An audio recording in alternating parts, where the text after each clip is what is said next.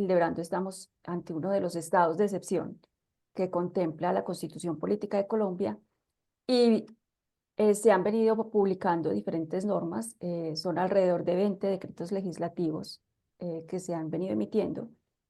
Si bien es cierto, no vamos a hablar de todos ellos, sí quisimos hacer un análisis uno por uno de aquellos decretos legislativos pues que van a tener incidencia tributaria, ¿cierto? Entonces, en esto nos vamos a centrar en la charla del día de hoy. Antes de arrancar con el análisis de cada uno de esos decretos legislativos, quisimos como hacer una pequeña introducción sobre qué son esos estados de excepción, ¿cierto? Como muy bien lo mencionaba Hildebrando ahorita, la Constitución Política, entre los artículos 212 a 215, establece 3 estados de excepción, ¿sí? En esos estados de excepción, pues básicamente lo que va a ocurrir es que por unas situaciones especiales, el presidente, con la firma de todos sus ministros, primero decreta este estado de excepción y segundo, tiene esa potestad y esa facultad que es extraordinaria de emitir decretos con fuerza de ley, ¿cierto? Entonces, norma general para que se puedan modificar impuestos, para que se puedan crear nuevos impuestos, solamente se puede hacer a través de leyes que se tramiten a través del Congreso. En este estado de excepción, por ejemplo, se requiere simplemente un decreto legislativo, que es el que firma el presidente con todos sus ministros. ¿Qué estados de excepción podemos encontrar entonces? Nos podemos encontrar con diferentes tipos de estado de excepción. Uno es el estado de guerra exterior, que se decreta con el fin de repeler la agresión, defender la soberanía, atender los requerimientos de la guerra y procurar el establecimiento de la normalidad. Tuvimos hace relativamente poco, ¿cierto? Afortunadamente logramos salir de esta situación, pero ya van a ser 5 años, ya van a ser 5 años un estado de emergencia, que fue el estado de la emergencia sanitaria a raíz del COVID-19. En ese estado de emergencia se declara o se puede decretar cuando hay hechos que perturben o amenacen en forma inminente el orden económico, el orden social o el orden ecológico, ¿cierto? Entonces, eh, por eso estamos viendo, y la metodología es más o menos pues, la misma de este otro estado de excepción, que es el estado de conmoción interior.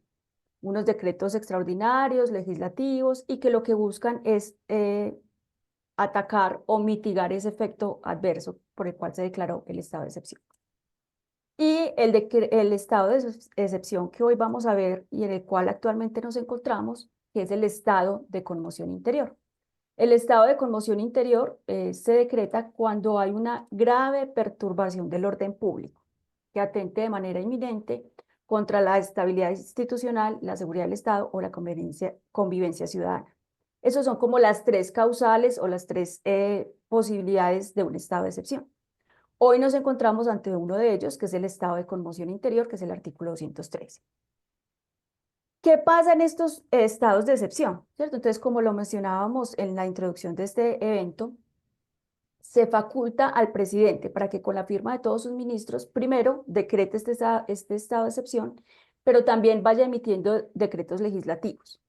Aquí es muy importante tener en cuenta, si bien es cierto, es un estado excepcional donde no tiene que hacer trámite en el Congreso, hay un garante de la ley que es la Corte Constitucional, ¿sí? Entonces, todos los decretos, incluidos cuando se decreta el estado de excepción, deben pasar por revisión de la Corte Constitucional. Así como cuando estuvimos durante la pandemia, durante ese estado de emergencia sanitaria, que cada uno de los decretos pasaba por el análisis de la Corte y nos decían, esto es exequible, esto no es exequible, o esto va a ser parcialmente exequible, o lo considero exequible, pero con limitaciones, tal cual va a ocurrir con estos decretos legislativos, ¿cierto?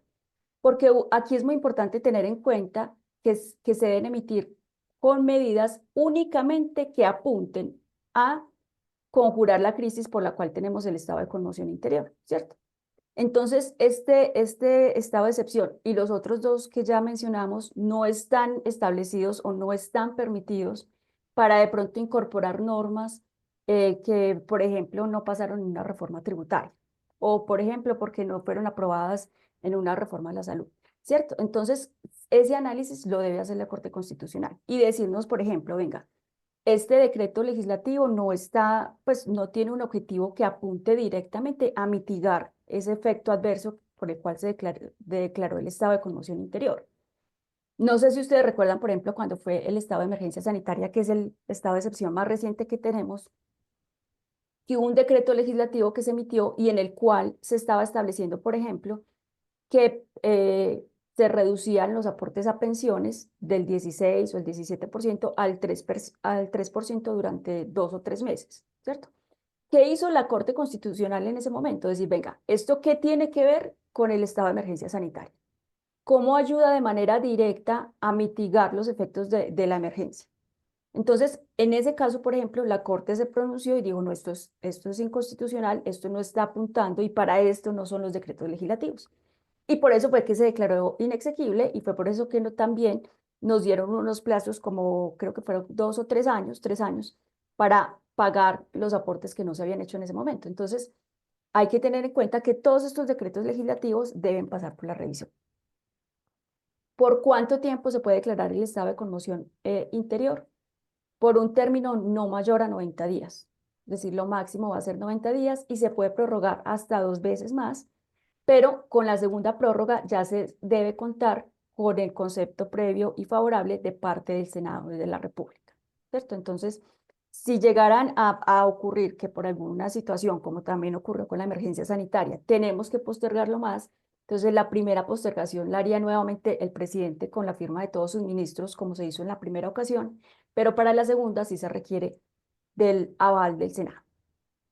Y muy importante, volver a reiterar, todos los decretos legislativos van a ser analizados por la Corte Constitucional. Ha habido varios intentos pues, a lo largo de la historia de decretar un estado de excepción, ¿cierto? Y, por ejemplo, pasan al Congreso, perdón, pasan a la Corte Constitucional y la Corte dice, no, esto no es pues, argumento suficiente para declarar un estado de excepción. O si bien es cierto, sí se considera constitucional ese estado de excepción, pero hay normas, como les decía, que pueden ir pasando por el aval o no, ¿sí? En este momento, pues hicimos la revisión ante la Corte, todavía no han salido fallos al respecto, todavía no hay unas decisiones, pero ya empezaron con la revisión de los diferentes decretos. El primero de ellos que están revisando, pues es la propia declaratoria del estado de conmoción interior, que es el decreto 062 y que se emitió el 24 de enero. Como les decía al inicio, el decreto, la declaratoria más bien de conmoción interior se da cuando hay situaciones que pueden afectar el orden público. Y eso fue lo que ocurrió en la región del Catatumbo. Entonces, por eso es que se decretó por un término lo máximo permitido por la Constitución, que son 90 días, en la región del Catatumbo, y hacen una descripción de cuáles regiones específicamente dentro del departamento de Antioquia y el departamento del Cesar van a estar consideradas que están en ese estado de excepción, ¿sí? Aquí es importante tener en cuenta, como lo mencionábamos, hasta la fecha se han emitido más o menos unos 20 decretos legislativos en pro de atender este estado de excepción y esta conmoción interior. No todos los decretos pues tienen incidencia fiscal, por lo tanto no los vamos a mencionar, pero sí es importante tener en cuenta que todos esos decretos tienen que cumplir todos los criterios que ahorita veíamos, o sea, que tienen que ser única y específicamente para atender o para mitigar esa declaratoria de conmoción interior y pues tienen que buscar también que esos recursos que se recauden, en el caso particular de los que tienen incidencia fiscal, se destinen específicamente a atender ese estado de conmoción interior, ¿cierto? Entonces vamos a encontrar unos decretos legislativos que nada que ver con lo fiscal, pero que, por ejemplo, fueron avalados por el Ministerio de Transporte, revisados para atender, por ejemplo, una crisis que era el tema de cubrir el servicio de transporte público en estas regiones afectadas por este tema de orden público.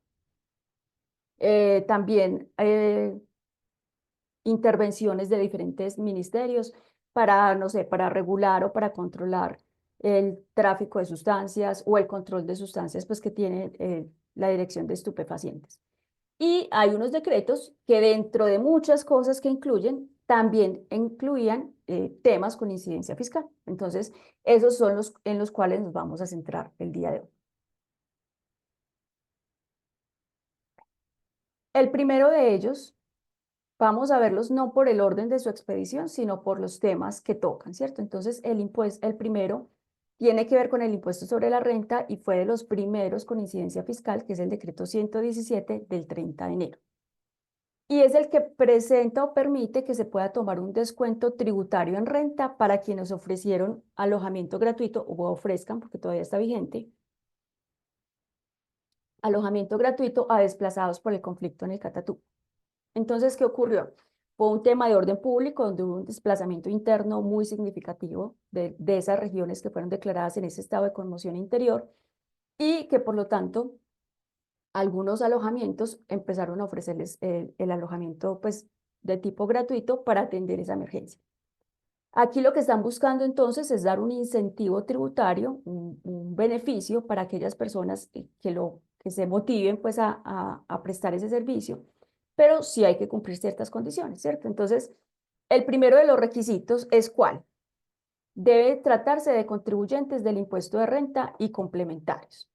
Entonces, cuando hablamos de contribuyentes del impuesto de renta y complementarios, aquí, por ejemplo, tenemos que saber que los contribuyentes del régimen simple, que por ejemplo tengan un hotel, un hospedaje, una vivienda turística, no estarían incorporados dentro de este beneficio.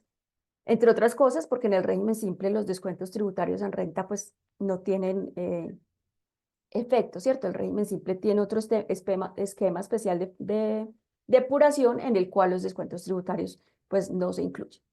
Entonces puede ser para personas naturales o jurídicas siempre y cuando sean contribuyentes del impuesto sobre la renta. Y aquí es muy importante tener en cuenta, deben tener desarrollo de actividades de alojamiento y estar inscritas en el Registro Nacional de Turismo, ¿sí? Es decir, que su actividad pues esté legalizada a través de este registro.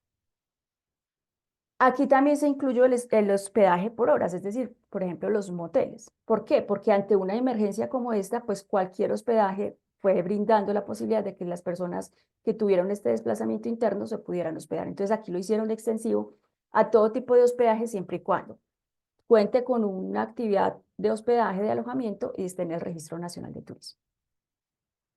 Que el contribuyente, pues si sus establecimientos estén domiciliados en el departamento del norte de Santander, que es donde ocurrió este estado de conmoción interior. Y lo que nos dicen es, bueno, y entonces, ¿cuánto es el monto del descuento tributario? ¿Cuánto se pueden tomar para efectos de ese beneficio? Entonces dicen, el monto va a ser el valor comercial de esa habitación por noche. Que me permitieron hospedar gratuitamente a unos desplazados y lo hicieron en un hotel que cobra 200.000 pesos la noche, pues entonces 200.000 pesos va a ser el descuento por cada una de las habitaciones pues, que ofrecieron o por el valor por hora si es que cobraban por hora.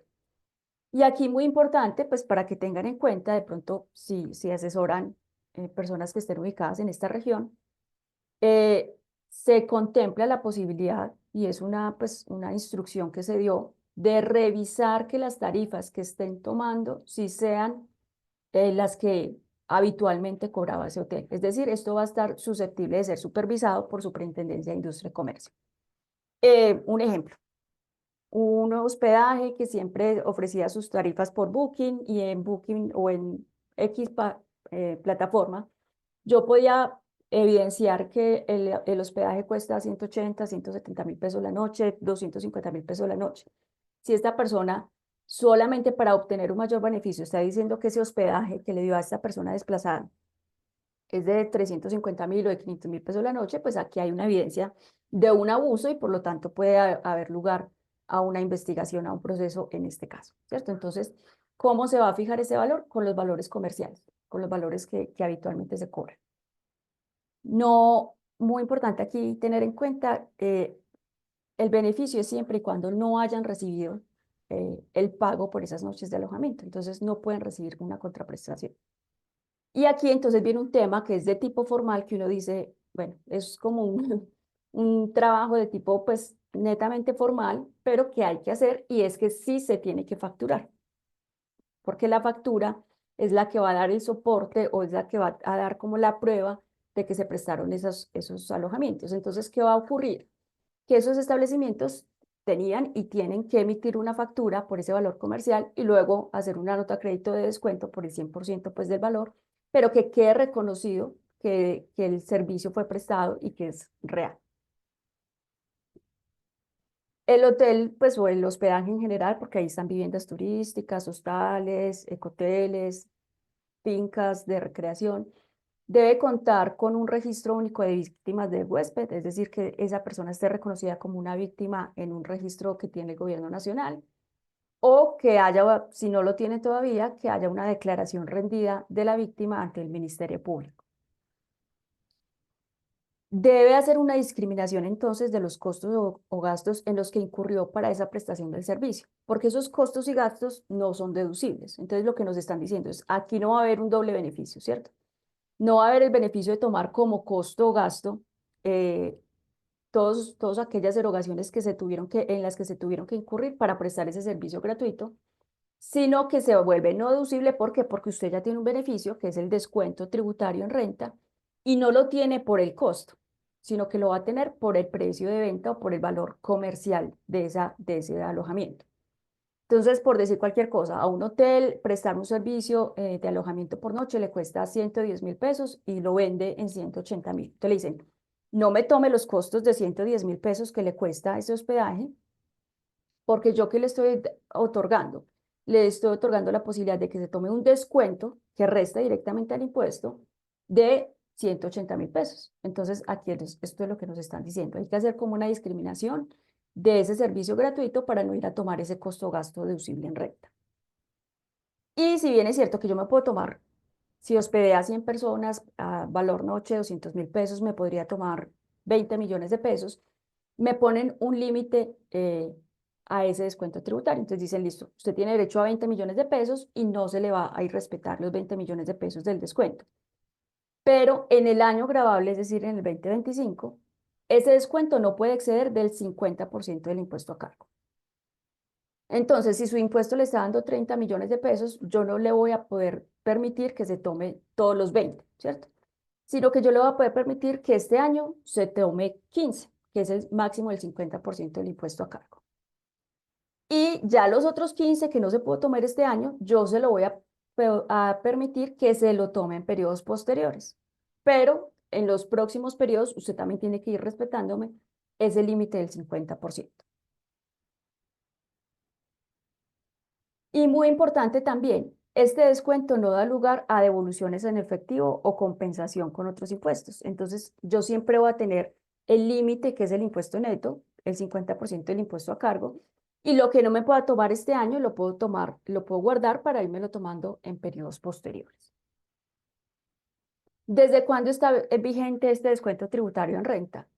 Desde el 31 de enero, que es la fecha de vigencia de este decreto, y durante el tiempo de la conmoción interior. Aquí hay un tema como de discusión que lo resolverá la Corte Constitucional, ¿cierto? Pero que muchas personas han considerado que aquí podría de pronto haber un análisis de la Corte en el sentido de decir, cuando hay normas que tocan el impuesto sobre la renta, tienen vigencia a partir del periodo gravable siguiente. Entonces, lo correcto es que hubieran permitido el descuento para el año gravable 2026. Otros consideran que no, porque precisamente estamos ante un estado de excepción. Pues, sin embargo, habrá que analizar o que esperar a que sea la Corte quien se pronuncie al respecto.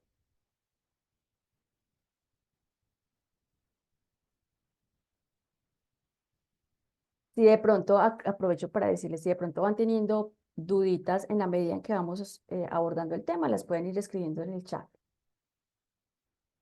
Otro tema aquí, otro decreto que tiene que ver con el impuesto sobre las ventas, ya es otro impuesto, es el decreto 175 del 14 de febrero.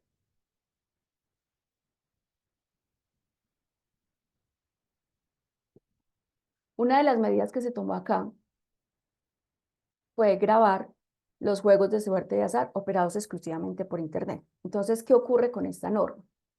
Por allá en la ley 1819 quedaron como no sujetos o que no cumplen con el hecho generador los juegos de suerte de azar cuando son operados exclusivamente por Internet. Aquí lo que están haciendo es temporalmente modificar ese literal E del artículo 420 para decir, no, venga, que es que ellos no van a estar contemplados dentro de la excepción y va a ser pues a nivel nacional, pero todo lo que se recaude de este impuesto obviamente tiene que apuntar o tiene que ir única y exclusivamente para atender la emergencia, ¿sí? Entonces es únicamente lo que se recaude para atender el tema de la conmoción interior.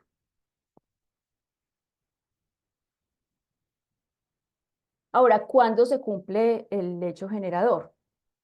cuando se hagan los pagos en efectivo, transferencias, y ese pago se puede hacer en dinero o con criptoactivos, eh, por parte del apostador o del operador del juego, ¿cierto? Entonces, en el momento en que la persona gira el dinero para hacer la apuesta, para participar en el juego, es cuando se cumple con el hecho generador. Y el hecho generador se va a cumplir siempre y cuando el usuario de ese juego, es decir, el apostador, el jugador, se encuentre ubicado aquí en Colombia, ¿cierto? Entonces, cuando tenga su residencia fiscal, domicilio, establecimiento permanente en el territorio nacional. Aquí hay una de los temas que siempre pues, que se cuestionó y que ya hace poco, esta semana, salió un comunicado de los ministros en los cuales hacían como un ABC de los decretos de conmoción interior, ¿cierto? Porque una de las preguntas que se decía, bueno, aquí entonces está incluyendo a los operadores de juegos de suerte y azar en Colombia o en el exterior, ¿cierto? Porque ¿cuál es el hecho generador? El hecho generador es que haya un usuario o un apostador en Colombia y que ese juego, esa apuesta se haga desde Colombia a- dentro del mismo territorio nacional o hacia el exterior. Entonces, ¿cómo van a hacer ustedes para controlar esos operadores de juego de suerte y azar en el exterior? El decreto que dice, vamos a hacer igualito a como hacemos con los servicios prestados en Colombia, desde el exterior hacia Colombia por parte de no residentes, ¿cierto? Ya sabemos, por ejemplo, que hay plataformas digitales que hoy por hoy están inscritas como responsables del IVA, que hoy cobran IVA a pesar de que están domiciliadas en Irlanda o están domiciliadas en Estados Unidos o en diferentes plataformas. Entonces, asimismo va a operar con los juegos de suerte de azar operados en el exterior donde hayan apostadores o jugadores de Colombia. Entonces, ¿qué les dicen? Ellos van a tener una responsabilidad acá y de hecho, dentro del decreto se mencionan cosas pues que ya son como más específicas, pero por ejemplo, que creo que es Coljuegos la entidad que tiene la facultad para pedir que a través no es propiamente la IP, pero bueno, a través del rastreo de las plataformas puedan ubicar aquellas entidades que no están no están ofreciendo esos servicios legalmente, que no están inscritas, y como hacer como un bloqueo de esas IP, ¿cierto? Entonces, sí están como pensando también, pues para que se haga el recaudo adecuadamente, no solamente en los operadores de juegos en Colombia, sino los que desde Colombia permiten apuestas, desde el exterior, perdón, permiten apuestas y juegos a nacionales. En momentos de causación y en temas generales, aquí, ¿qué dice el decreto legislativo? Vea, ya hay una normatividad que aplica para juegos de suerte de azar. Esto mismo lo vamos a replicar para esta norma particular, que es aquellos operados por Internet. Y el momento en que se va a causar el impuesto es cuando se realice la apuesta o el documento que otorga derecho a participar. Otro de los temas que aquí no está pues como especificado, pero aprovecho para decirlo. En cuanto a estas disposiciones contenidas en el Estatuto Tributario, una de las preguntas que se hacía en un concepto es, bueno, entonces estos nuevos responsables del IVA, que antes no lo eran, estarían obligados a facturar electrónicamente. Entonces, ¿cuál es la respuesta que les dan? ¿Cómo rigen las disposiciones en general contenidas del Estatuto Tributario para los operadores de juegos de suerte y azar? Recordemos que operadores de juegos de suerte y azar tienen dos opciones: o facturar electrónicamente o tener el documento equivalente electrónico que, que se transmite pues electrónicamente, que fue reglamentado el año pasado, y esto mismo va a operar. Entonces tienen esas dos alternativas. Los responsables van a ser los operadores en el territorio nacional o desde el exterior.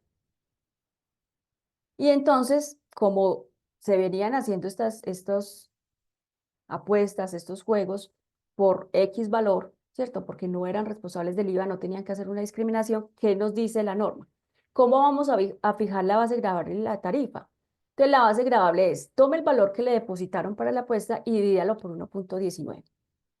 Entonces, la persona que va a poder apostar, no, si manda 100 pesos, los 100 pesos no son lo sujeto a la apuesta, porque de esos 100 pesos hay un componente que es IVA y el diferencial es lo que se puede apostar. Entonces, la base gravable es el valor total de la apuesta o del juego dividido 1.19 y la tarifa es el 19%.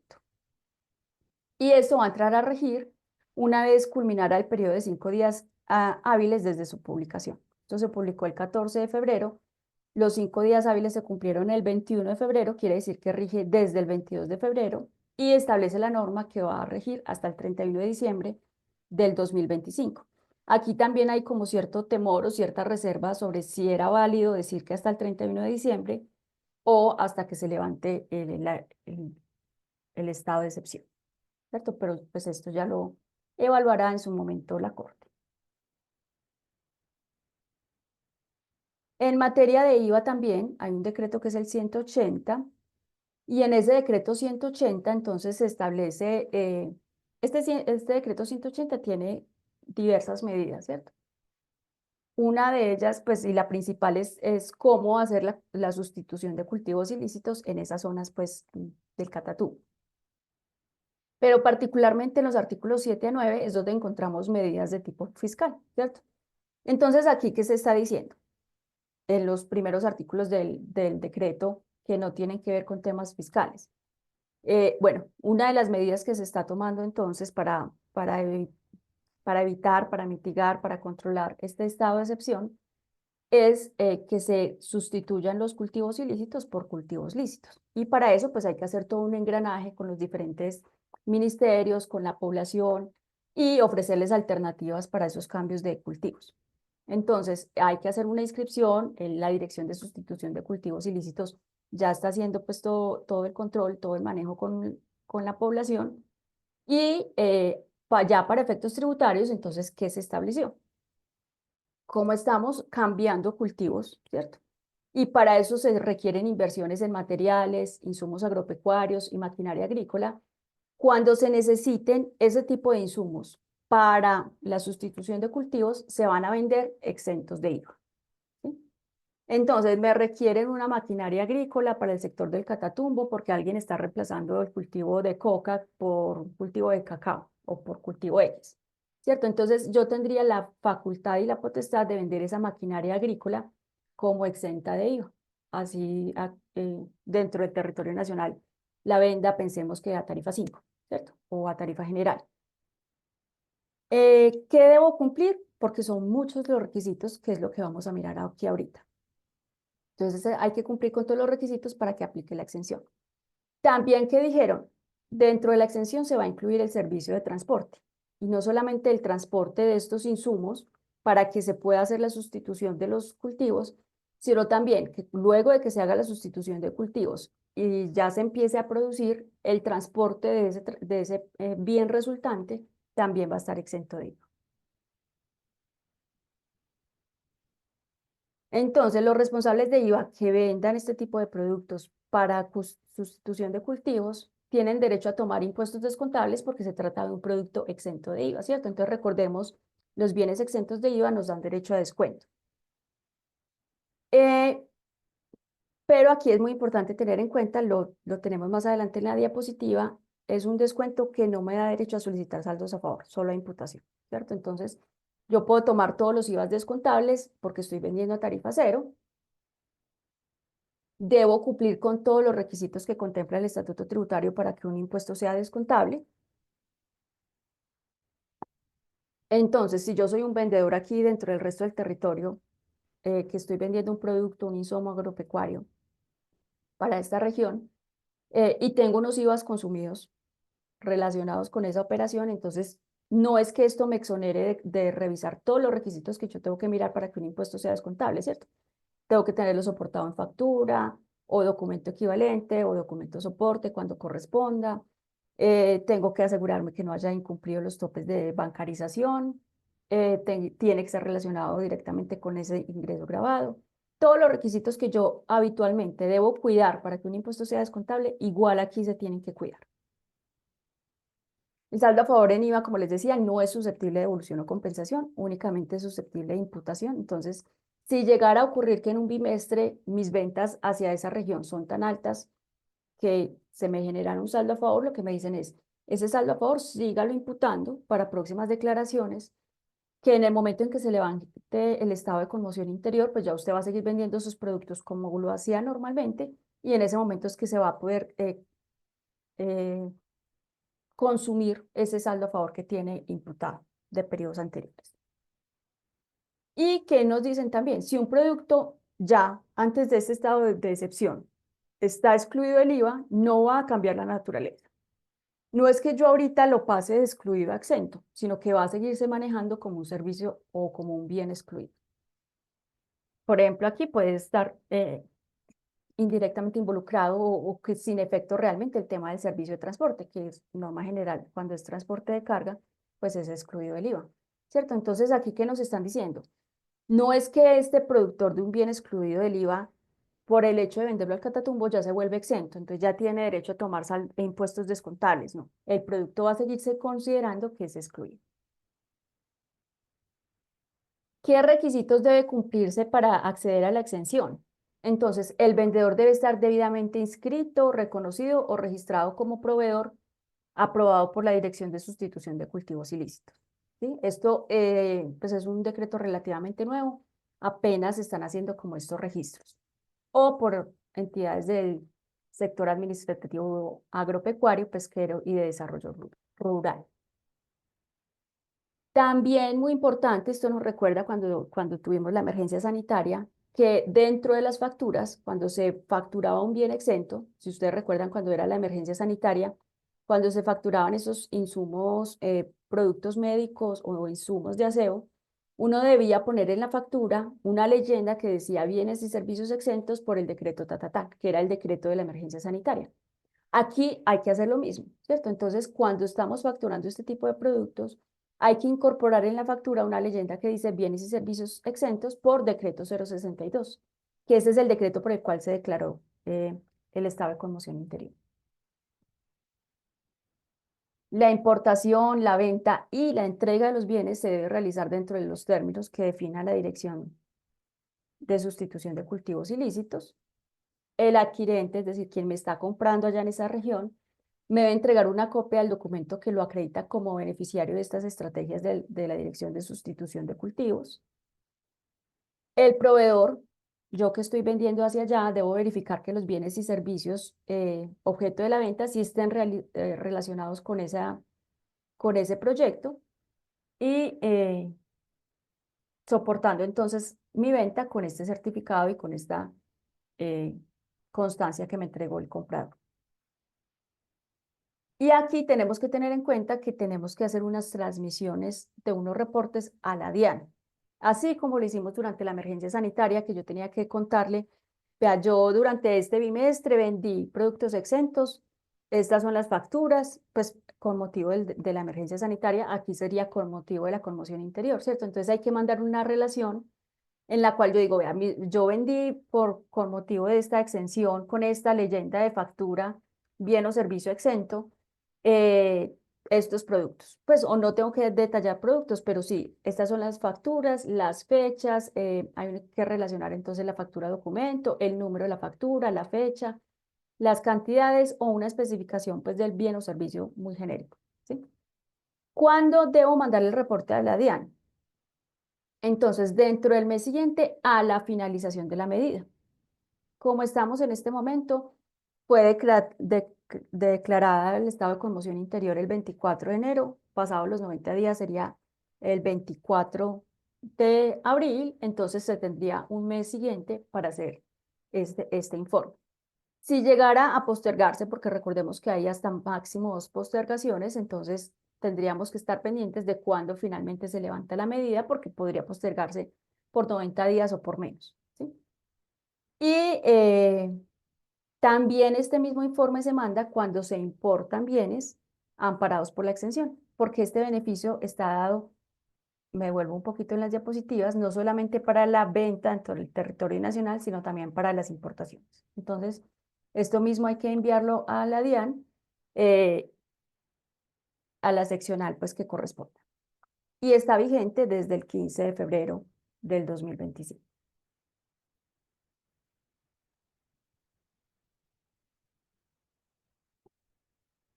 Bueno, y en otras medidas que no son impuestos ya creados, sino que son nuevos impuestos, o otro elemento que quisimos compartir con ustedes que no es tanto de incidencia fiscal, pero sí de nómina, tenemos un impuesto especial también dentro del decreto 175 que es un impuesto sobre la extracción de hidrocarburos y carbón, que estén contemplados en estas partidas arancelarias, 2701 y 2709. Aquí entonces lo que se busca es el recaudo de un impuesto con el fin de tener los recursos suficientes para atender este estado de conmoción interior. ¿Cuál va a ser el hecho generador en momento de causación? Entonces, el hecho generador es la primera venta dentro o desde el territorio nacional de estos productos, de estas partidas arancelarias. Entonces, es un producto que en la etapa de comercialización dentro del territorio nacional solo se va a cobrar en la primera venta. ¿Sí? Pero, ¿qué ocurre si a su vez se va a exportar? Entonces puede haber un doble cobro del impuesto. En la primera venta, pensemos dentro del territorio nacional hacia un comercializador. Pensemos que ese comercializador se lo vende a otro comercializador en el territorio nacional. Ahí ya no se cobra el impuesto porque ya no es la primera venta, pero que este segundo comercializador se lo va a vender a un tercero que es exportador. Entonces, ya en la exportación, vuelve y se cobra el impuesto en el momento en que se presenta la aceptación de solicitud de autorización del embarque, pues del proceso de exportación. Entonces, es un impuesto que se puede cobrar dentro del territorio nacional y luego se vuelve a cobrar en la exportación. Pero si quien hace la extracción y hace la venta es a su vez el propio exportador, dice la norma entonces que solo se cobraría una vez, que es en el momento de la exportación. ¿Quiénes van a ser los responsables de este impuesto? Entonces, personas naturales o jurídicas que realicen exportaciones definitivas y o que vendan hidrocarburos dentro del territorio nacional de estas partidas arancelarias. Y ya lo mencioné, pues que cuando el que extrae el producto también es el que lo exporta, solamente se causa una vez. La base gravable, entonces, en las ventas dentro del territorio nacional es el precio de venta. Y cuando se exporta es el valor FOB en pesos, que es el que se va a fijar para el tema de la base gravable. La tarifa de este impuesto es el 1%. Entonces es el 1% sobre el precio de venta o el 1% sobre el valor FOB en el caso de las exportaciones. Y aquí hay unos temas de sanciones en exportaciones eh, y también en ventas dentro del territorio nacional.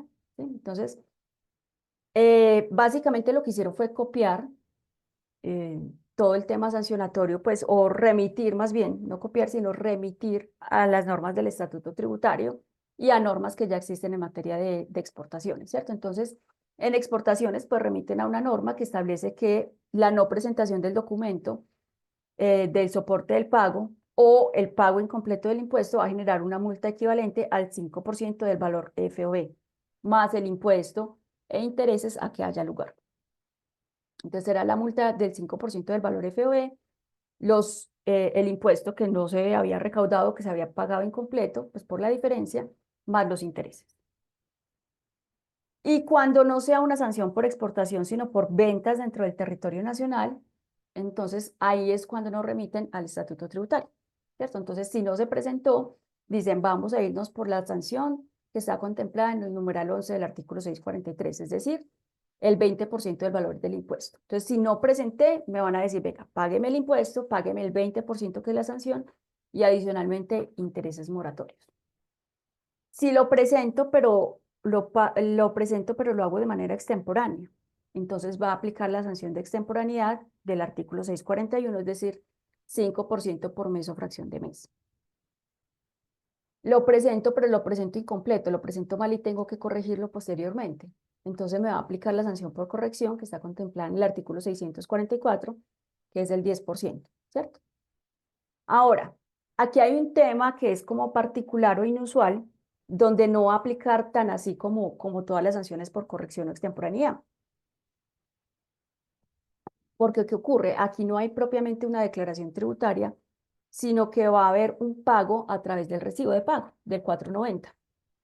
De hecho, ya se modificó el recibo 490 para que se pueda pagar este impuesto y se paga con el ítem 53. Entonces, en la resolución, creo que es la 196 de ahorita del 28 de febrero, se modificó el formulario el 490, que es el recibo de pago oficial pues, ante la DIAN, para incluir ese concepto 53, que se pueda pagar este impuesto.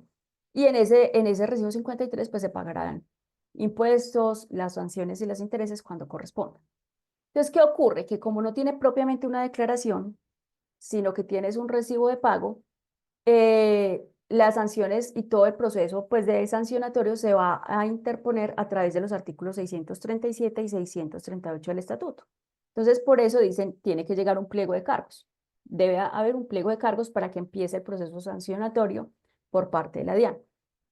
Y por eso es que copian favorablemente para el contribuyente también la reducción de sanciones que tenemos en el artículo 651.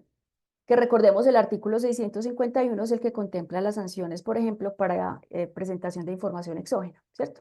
Que son las que se determinan mediante una resolución independiente las sanciones, y el artículo 651 pues contempla una reducción de sanciones en la medida, dependiendo del tipo de error y en la medida en que yo actúe de manera voluntaria. Entonces, aquí, ¿qué nos dicen? Bueno, usted va a tener este régimen sancionatorio. Pero si la reducción de la sanción, perdón, si la presentación de la corrección con sanción o el pago extemporáneo lo hace de manera voluntaria el contribuyente, entonces ese contribuyente puede acogerse a dos reducciones de sanciones. El artículo 640, que lo conocemos, ¿cierto? El 50%, puedo bajar a la mitad mi sanción si no he cometido el mismo hecho sancionable durante los últimos 2 años, o en los últimos 4 años, pues si es actuación de la DIAN, o al 75% si no lo he cometido en el último año. Pero me dicen, también puede acogerse a la reducción que trae el parágrafo primero del artículo 651, que estamos acostumbrados a que solo eso se utilice, por ejemplo, para sanciones por presentación de información. Ese parágrafo primero del artículo 651 que me dice, vea, cuando la actuación sea voluntaria del contribuyente, que no hubo intervención de la DIAN, la sanción se puede reducir al 10%. Entonces yo podría tomar una sanción de estas, reducirla al 10% si no me ha llegado pliego de cargos, y adicionalmente aplicarle la reducción del artículo 640. Es lo que está diciendo este decreto. Y pues sabemos entonces que también aplican intereses moratorios como cualquier obligación.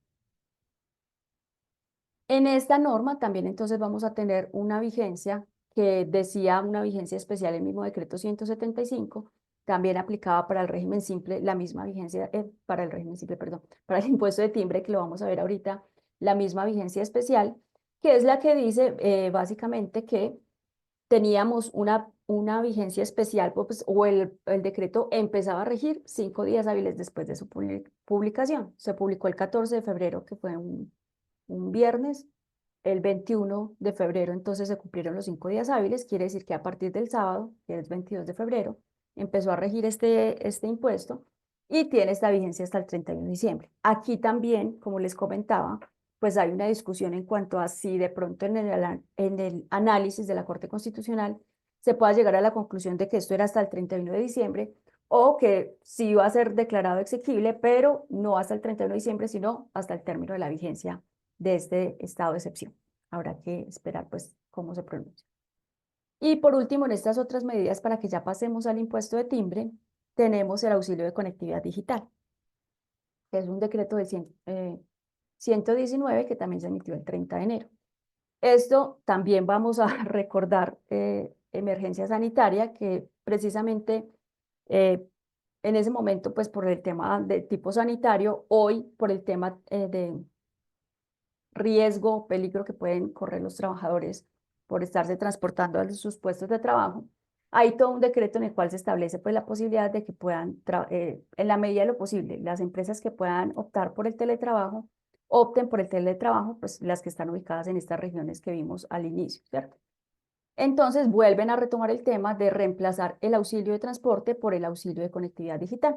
Es decir, a esos trabajadores que devengan hasta 2 salarios mínimos, que habitualmente se les paga un auxilio de transporte, no los, en la medida de lo posible, si la actividad lo permite, no los arriesgue a que vayan a la sede de la empresa, sino que hagan teletrabajo, y no le quite el auxilio de transporte porque ya no se tiene que transportar, ¿cierto? Sino que reempláceselo por algo que se llama auxilio de conectividad digital, que es el mismo valor que se viene presentando como auxilio de transporte, y al igual que nos lo decían durante la emergencia, no es acumulable con el auxilio de transporte y no aplica para los trabajadores que desempeñan en la modalidad de teletrabajo porque ellos tienen una norma especial.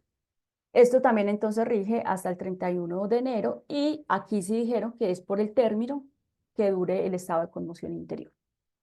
Esas pues eran básicamente como los temitas que teníamos de estas otras medidas para que ya entremos en materia con lo que tiene que ver con el impuesto de timbre, que es mucho más extenso.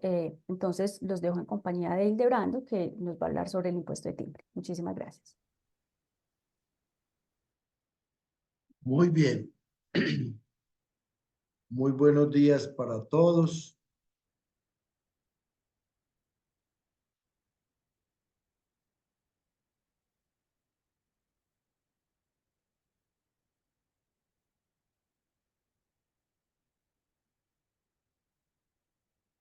Voy entonces a hablar sobre el tema de el impuesto de timbre. Muy bien. Nace por el decreto ley 175 del 2025 la activación de una tarifa del impuesto de timbre que estaba en el 0%. Entonces, antes de mirar este tema, tenemos que mirar, a ver, en el estatuto tributario hay un montón, una cantidad importante de artículos que hablan del impuesto de timbre en Colombia. Lo único que había hecho la norma que a partir del año 2010, como lo vamos a decir más adelante, nos decía que, perdón, a partir del año 2010 esa tarifa estaba en el 0%.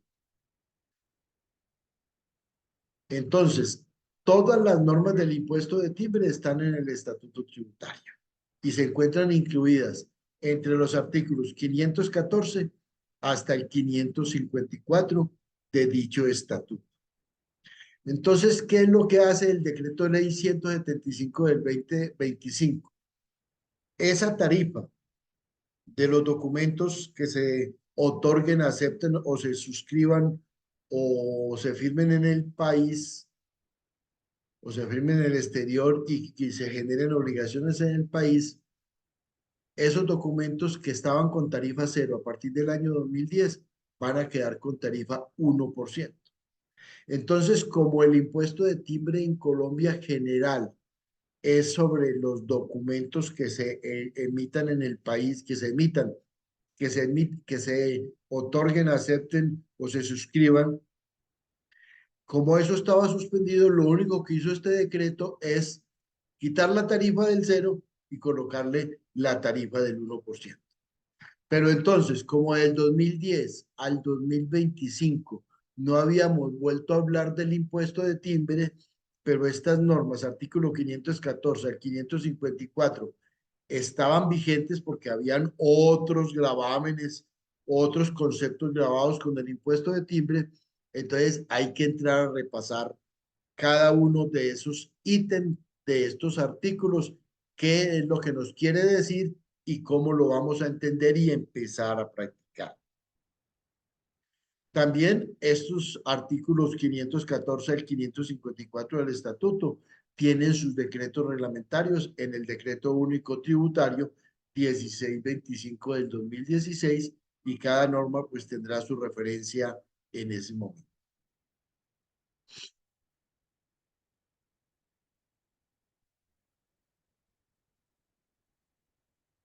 Vamos a mirar qué impuesto de timbre estaba antes del nacimiento de este decreto ley 175. A partir de la ley 2277 del 2022 que empezó a regir el 1 de enero del 2023, entonces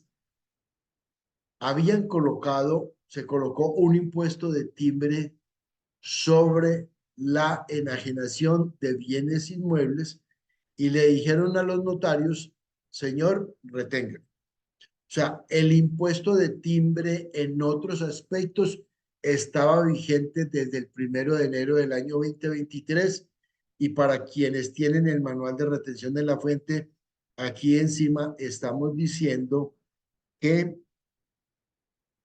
estamos diciendo que está en la página 125 del Manual de Retención de la Fuente, libro del 2025. Para quienes no lo tengan y estén asistiendo a la conferencia, pues los tenemos disponibles en nuestra oficina, no solo el Manual de Retención de la Fuente, sino el calendario tributario que contiene, pues además del calendario, muchas estructuras lógicas que se manejan en los libros del Manual de Retención de la Fuente y en el Manual del Impuesto sobre las Ventas, el Impuesto Nacional al Consumo y otros impuestos.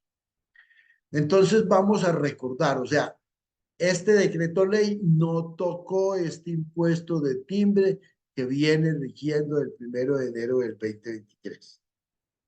Y este impuesto de timbre es muy importante analizar este esquema que tenemos aquí, tarifa marginal. ¿Qué significa la tarifa marginal? La tarifa marginal significa que se pagan unos impuestos sobre unos rangos de VT. Y si la enajenación de ese bien inmueble está entre 0 y 20.000 VT, la tarifa marginal es el 0%. Siempre, cualquier enajenación de bien inmueble que vaya por escritura pública y lógicamente ante el notario va a ser el agente de retención y habrá que calcular la tarifa y llevarle la plata al notario. Si esa transacción está entre 0 y 20.000 VT, la tarifa es el 0%.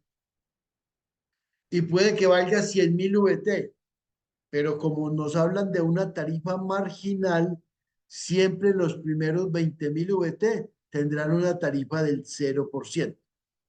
Esta tarifa marginal está construida de la misma forma como se construyó la tarifa de retención en la fuente para ingresos laborales y rentas de trabajo, como se construyó la tarifa del impuesto sobre la renta, que tiene tarifas marginales. La tarifa de impuesto de renta y de retención de la fuente tienen tarifas del 0, del 19, 28, 33, 35, 37, 39, ¿cierto? Esas son las tarifas marginales. En este caso, hablando del impuesto de timbre en enajenación de bienes inmuebles, si la enajenación es superior a 20.000 y hasta 50.000 VT, la tarifa es el 1.5, pero únicamente sobre 30.000 VT. ¿Por qué razón? Porque si la enajenación vale 50.000 VT, los primeros 20.000 tienen tarifa 0%. Y el segundo rango, que va entre 50 y mayor a 20, es el 1.5. Quiere decir que esa tarifa vale 450 VT, que es multiplicar 30.000 VT por el 1.5 y 20.000 VT por el 0%, que siempre dará 0. Si la enajenación del bien inmueble es superior a 50.000 VT, lo que exceda de 50.000 VT tiene el 3%. Es una tarifa muy alta, exageradamente alta. 50.000 VT más o menos está dando unos 2.500 millones de pesos, pues hoy la VT está en 50.000 pesos para que lo redondeemos y 5 por 5, 25, 2.500 millones de pesos. Entonces, si es superior a 50.000 VT, tiene tres tarifas marginales. Los primeros 20.000 VT, 0. Los segundos 30.000 VT, 1.5. Y lo que exceda de 50.000 VT, cualquier cantidad de VT, el 3%. Entonces, no podemos decir que el impuesto de timbre en esa escritura pública vale el 3%. No, valen tres tarifas, 0, 1.5 y 3, si excede de 50.000 VT.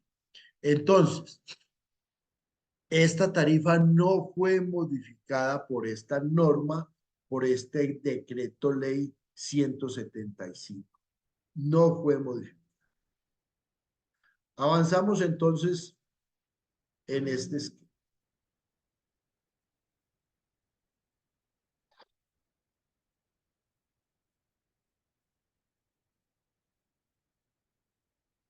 Se modifica transitoriamente el parágrafo segundo del artículo 519.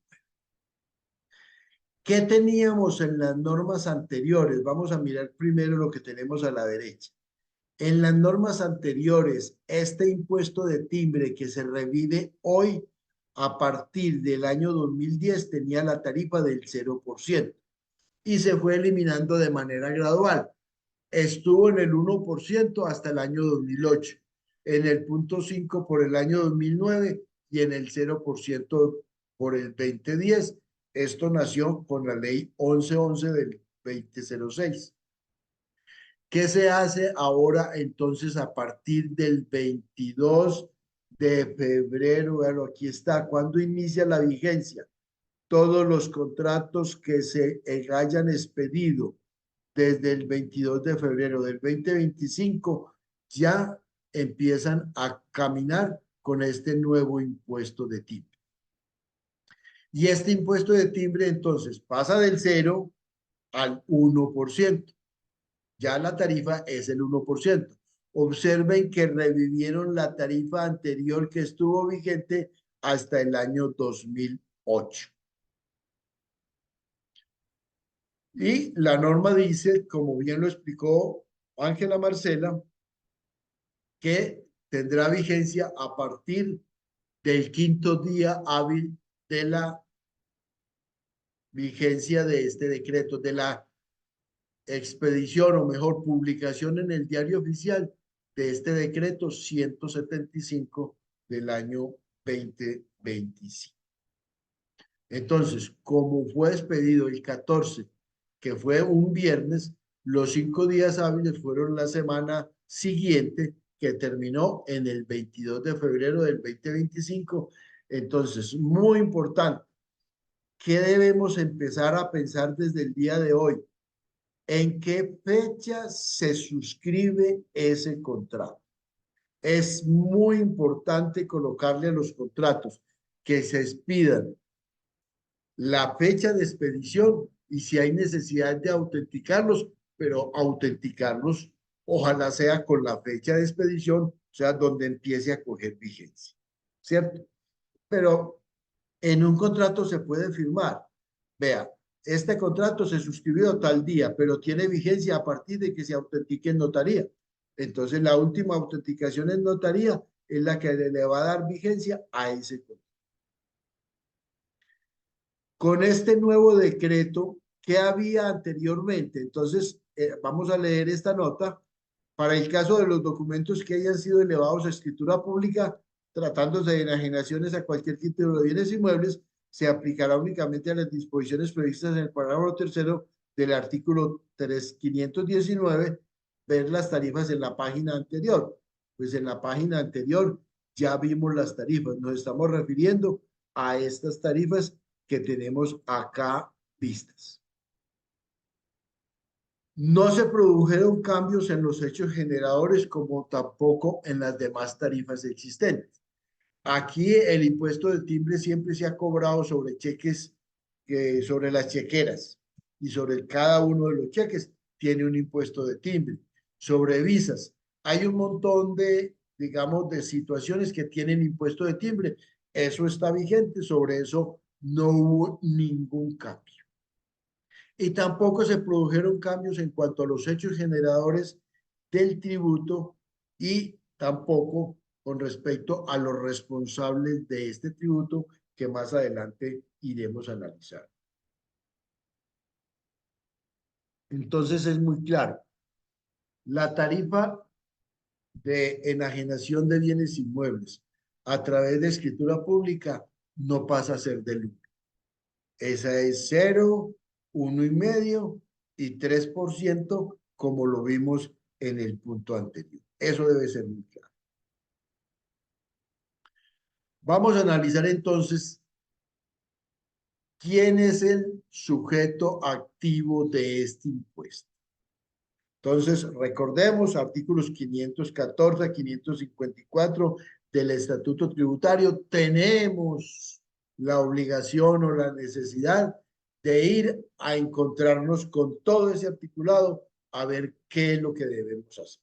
Entonces, el sujeto activo es el Estado colombiano. Esto es un impuesto de orden nacional, no es territorial departamental ni territorial municipal. Es de orden nacional. Existen aquí dos conceptos que se llaman contribuyentes o responsables, que son sujetos pasivos. Aquí en esta norma no nos dicen quién paga el impuesto. Si lo pagan en compañía 50 y 50, si lo paga el que se beneficia con el contrato o si lo paga el que contrata.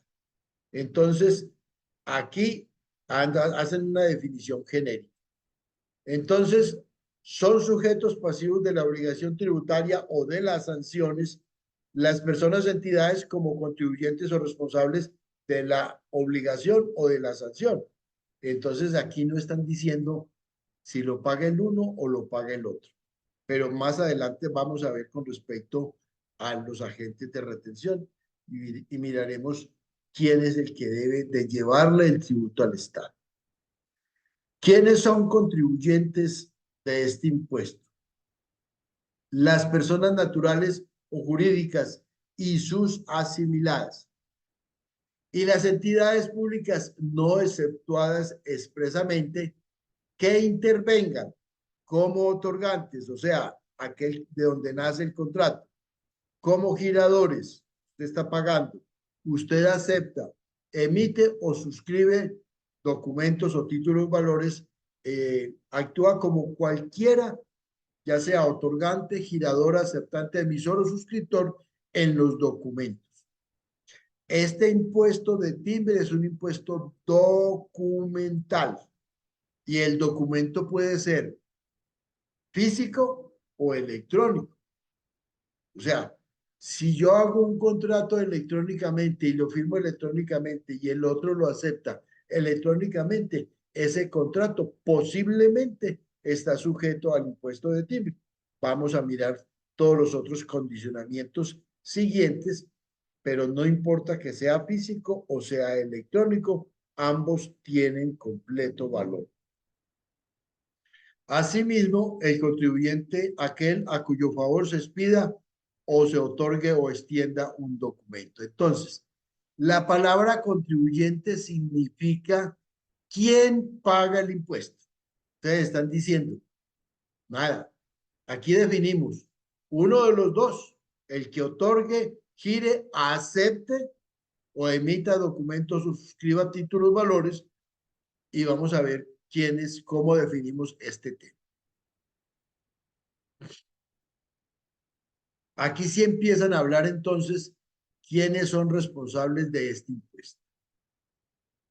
Son responsables por el impuesto y por las sanciones todos los agentes de retención. O sea, ¿a quiénes le van a caer o sobre quién recae la responsabilidad de recaudar y entregarle al Estado este impuesto? A los agentes de retención. Entonces, ahí sí es muy claro.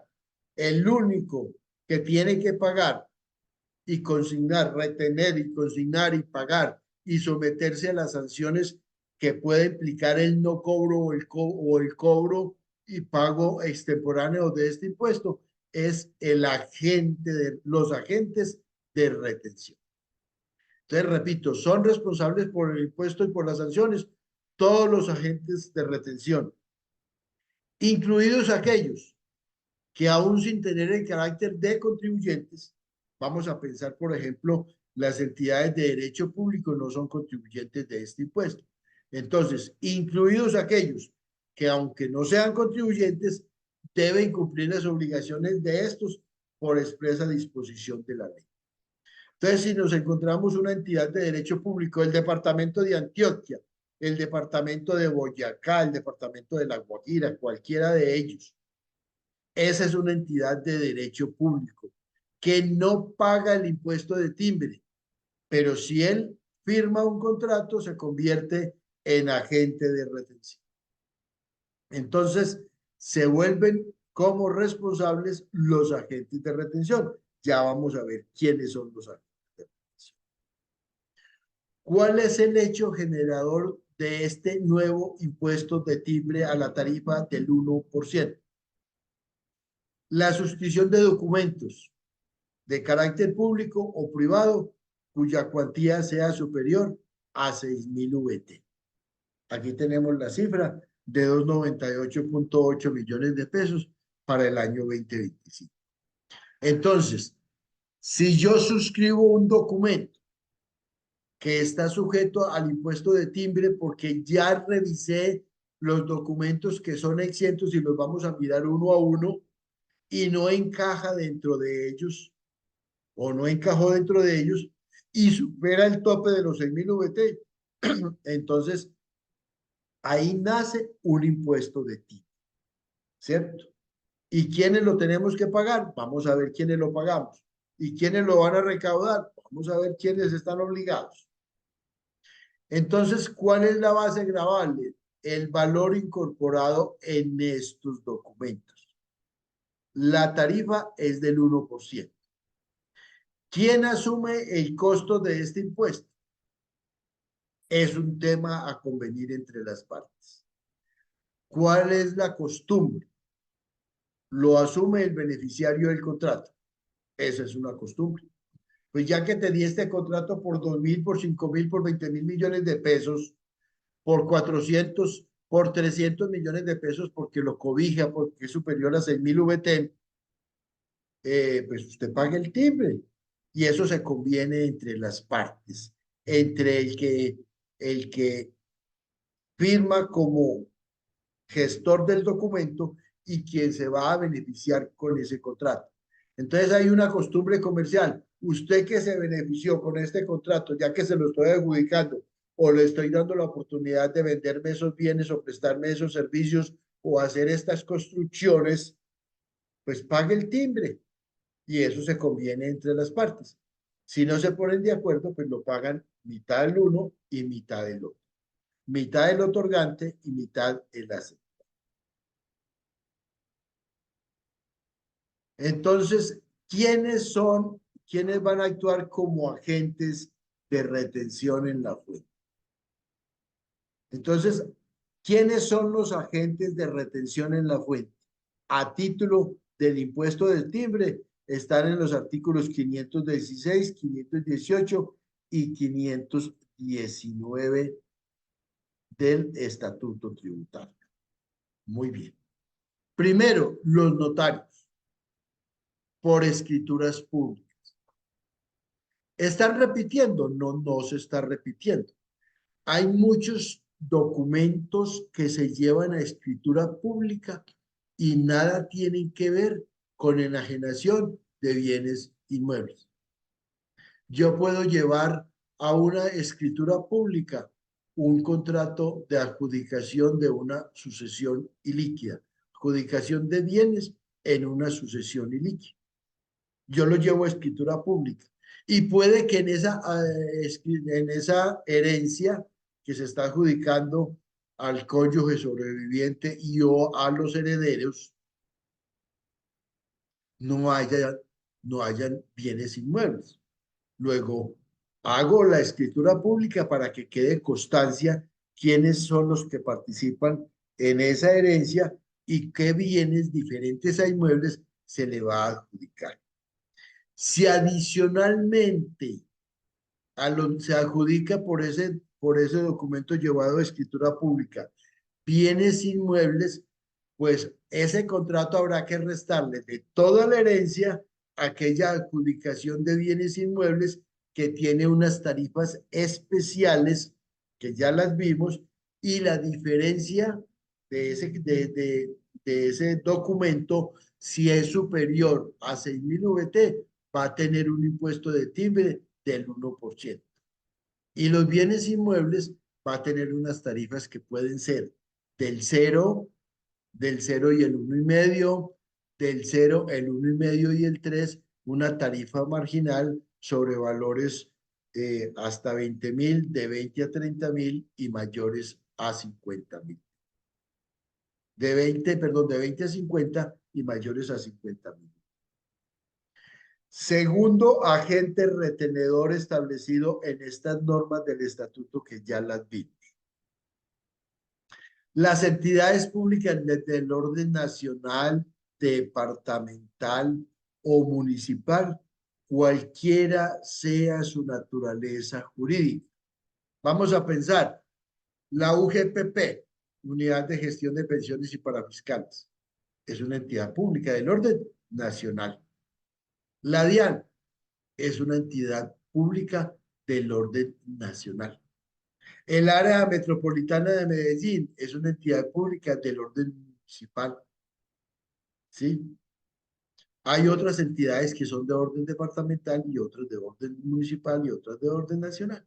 Entonces, entidades públicas de cualquier orden, cualquiera que sea su naturaleza jurídica. Más adelante vamos a ver que no están incluidas las sociedades de economía mixta ni las empresas industriales y comerciales del Estado dentro de entidades públicas del orden nacional, ni departamental o municipal. Tercer agente de retención, personas jurídicas y asimiladas. Cualquier sociedad, llámese como se llame, es una persona jurídica. Y hay otras asimiladas a esas personas jurídicas. Vamos a decir, una sociedad de hecho se asimila a una persona jurídica, es un agente de retención que no tiene personalidad jurídica, no la tiene, porque no la han llevado, no la han registrado en la Cámara de Comercio, pero funciona como una sociedad de hecho, ¿cierto?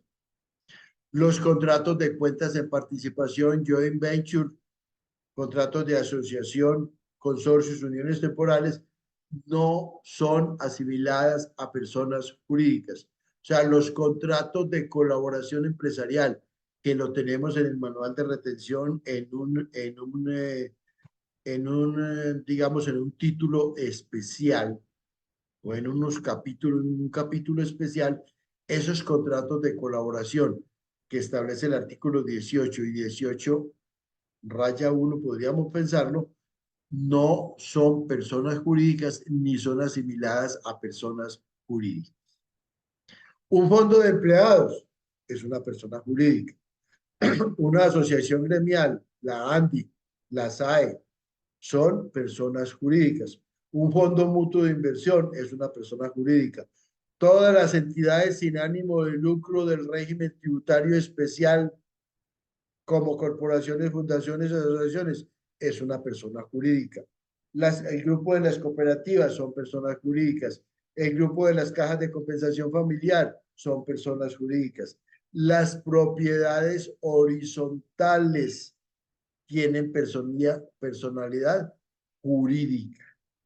O sea, las copropiedades tienen personalidad jurídica, son personas jurídicas. Entonces, ahí no nos importa si para efectos del impuesto de renta son contribuyentes o no contribuyentes.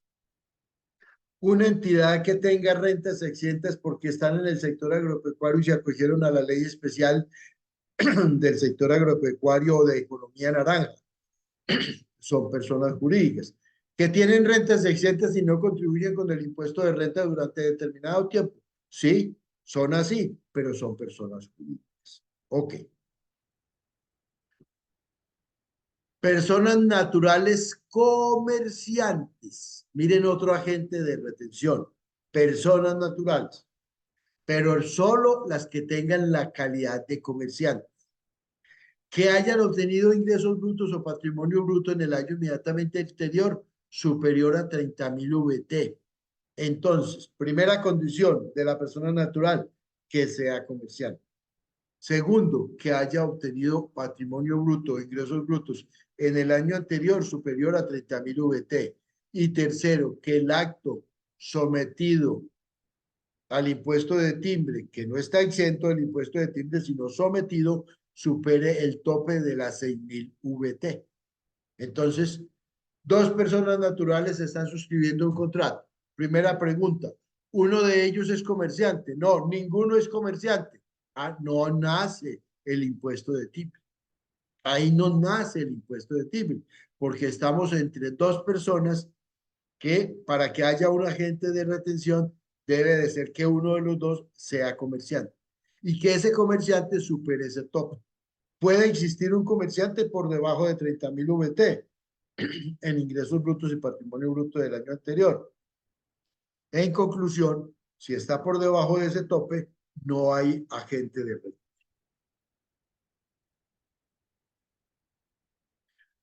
Puede existir un comerciante por encima del tope, pero el documento está exento del impuesto de timbre, pues no hay retención a título de timbre.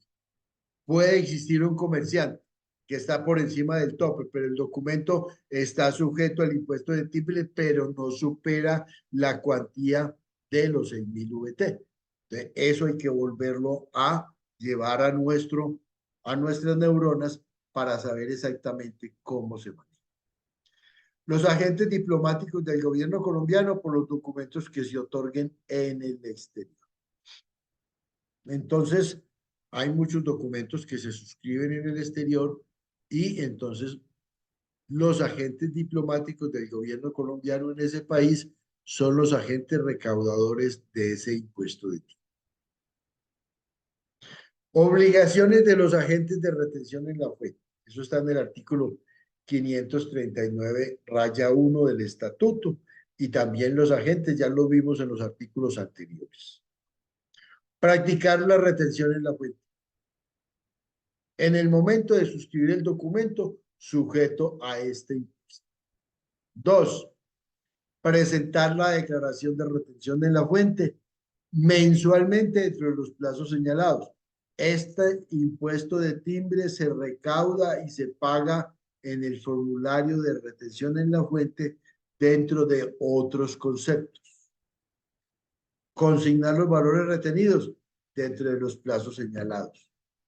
Si yo soy una persona natural y el único concepto soy una persona natural comercial y el único concepto por el cual retuve en ese mes fue sobre un documento sujeto al impuesto de timbre, en ese mes tengo que presentar esa declaración de retención en la fuente. Y recordemos que todas las declaraciones de retención en la fuente pueden convertirse en ineficaces. Entonces, si esa persona no estaba acostumbrada a hacer retenciones en la fuente, ahora empieza a ser agente de retención y tiene que fijarse muy bien cuando una declaración de retención de la fuente se va a volver ineficaz. Elaborar y expedir los certificados a los beneficiarios. Se deberá expedir un certificado por cada causación y pago del impuesto. Más adelante veremos estos dos artículos para mirar qué debe contener un certificado por cada causación y pago del impuesto. Entonces, aquí yo no hago certificados mensuales, ni bimestrales, ni cuatrimestrales, ni semestrales, ni anuales. Hago un certificado por cada causación y pago del impuesto. Más adelantico lo veremos. Devolver las retenciones practicadas en exceso o indebidas. Usted hizo una retención del impuesto de timbre y después se dio cuenta que ese documento estaba exento de timbre, pero ya lo hizo y se lo pagó a la DIAN. Usted lo puede solicitar y compensar con todas las retenciones a título de renta y ganancias ocasionales. Recordemos que hay dos maneras de compensar. Yo tengo dos grandes clases de retención en la fuente a título de impuesto nacional. Uno, retención en la fuente a título de renta. Y hay muchos conceptos de rentas sobre renta sobre los cuales yo retengo las diferentes tarifas sobre las diferentes bases. Yo tengo retención en la fuente a título de IVA.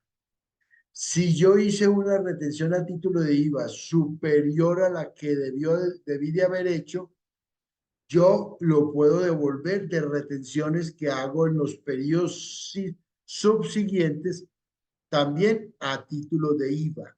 No puedo mezclar una retención de IVA, descontármela de una retención de renta de timbre. Segunda situación. Si yo tengo que devolver un exceso de valor retenido a título de renta, lo descuento de renta. ¿Y dónde queda el timbre? El timbre se asemeja al de renta para todos los efectos de devoluciones practicadas en exceso. Me explico.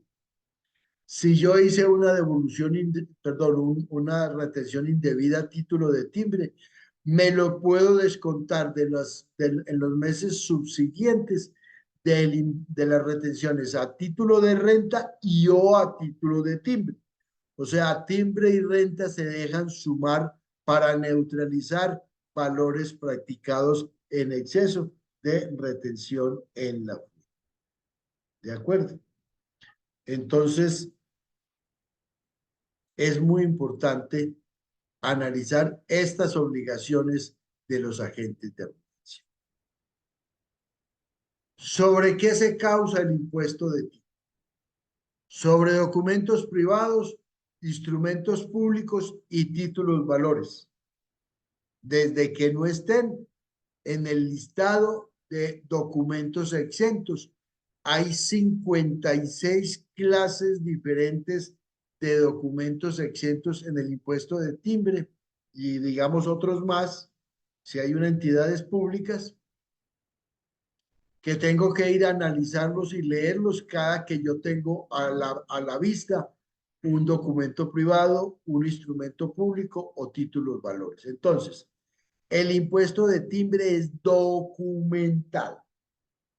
Si yo hago un negocio y no expido un documento para soportar ese negocio, o solo expido una factura cambiaria de compraventa o una factura común y corriente que no es cambiaria, una factura electrónica de venta que está exenta del impuesto de timbre, pues no tengo que cobrar el impuesto de timbre. Entonces es muy importante. El impuesto de timbre nace por el nacimiento de documentos donde se configuran obligaciones cuya cuantía supere los 6.000 VT desde que ese documento no esté dentro de el listado de 56 clases de documentos que están exentos del impuesto de timbre. Entonces, hablemos de esta clase de documentos que se otorguen o acepten en el país. Yo puedo otorgar, o por mejor, voy a leerlo completo, que se otorguen fuera y se ejecuten en el país, que se otorguen fuera y genere obligaciones en el país. Entonces, una de las maneras de violentar el impuesto de timbre era firmar el documento por fuera del país, antes de nacer algunas leyes que tuvieron que decirlo de esta manera. Entonces, se firmen en Colombia o se firmen en el exterior, pero que se acepten en el país, que se ejecuten en el país o que generen obligaciones en el país, son hechos generadores del impuesto de timbre. Yo voy a hacer un contrato porque quiero exclusividad de empezar a distribuir los carros eléctricos que está produciendo China en Colombia. Entonces yo firmo un contrato con China donde digo, el único distribuidor de esos carros A, B y C en Colombia es esta empresa ubicada en Medellín y firmo un documento posiblemente de cuantía indeterminada, ¿sí? Y de duración, puede que definida o puede que indefinida. Ya lo veremos más adelante. Entonces, ese contrato que yo firmo con China, pero se ejecuta en Colombia, yo tengo derecho a importar hacia Medellín esos carros eléctricos. Entonces me dieron la distribución exclusiva para Medellín de esos carros eléctricos. Ah, bueno. Y firmé ese documento. Claro que hay que firmar un documento para que la China o el productor de la China me garantice que yo soy el que tengo derecho a este beneficio. Donde conste esas tres clases de documentos, debe constar la constitución, la existencia, modificación, extinción, prórroga o cesión. O sea, todas esas incorporadas con una O, constitución o existencia, constitución o existencia o modificación, constitución o existencia o modificación o extinción, constitución o existencia o existencia o modificación o extinción o prórroga o cesión. Entonces, una de tantas donde haga costar cualquiera de esas situaciones con respecto a obligaciones. Ah, usted me debe. Sí. Yo como persona natural le voy a prestar una platica a una sociedad y le voy a prestar 400 millones de pesos. Allá hay un agente de retención. ¿Quién es? La sociedad. ¿Y cuánto vale el documento? 400 millones. Yo no soy agente de retención. Puede que yo como persona natural sea comerciante o no comerciante, pero el agente de retención más arriba es la persona jurídica o asimilado a jurídica. Recordemos, las personas naturales están de cuartas. Las personas naturales comerciantes como agentes de retención están de cuartas. Y la tercera es una persona jurídica o asimilada a jurídica. Entonces, si yo hago un negocio con una persona jurídica, es esa persona jurídica la que me va a hacer la retención en la fuente. Entonces, si interviene una jurídica y yo como persona natural soy no comerciante, se causa el impuesto de timbre porque el documento es de 400 millones, cuya cuantía sea determinada, indeterminada, pero determinable, por valor superior a 6.000 VT, año 2025. Entonces, es muy importante que tengamos en cuenta esta situación. Vamos a dar un descanso de unos 20 minutos. Entonces, vamos